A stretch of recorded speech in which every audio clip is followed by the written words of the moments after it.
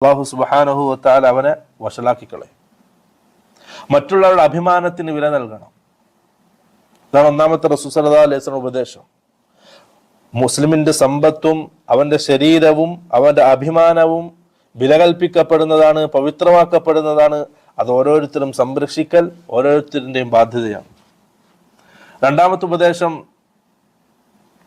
സാമ്പത്തിക മേഖലയുമായി ബന്ധപ്പെട്ടതാണ്.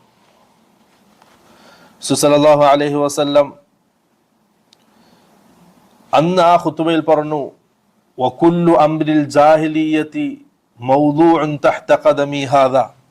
ജാഹിലിയ കാലത്ത് നടമാടിയിരുന്ന എല്ലാ വേണ്ടാധീനങ്ങളും, എല്ലാ നിഷിദ്ധമാക്കപ്പെട്ട കാര്യങ്ങളും ഇന്ന് ഞാനിതാ ഇല്ലാതാക്കുന്നു. അതൊക്കെ എൻ്റെ കാലിൻ്റെ അടിയിൽ ഞാൻ ചവിട്ടി താഴ്ത്തുന്നു.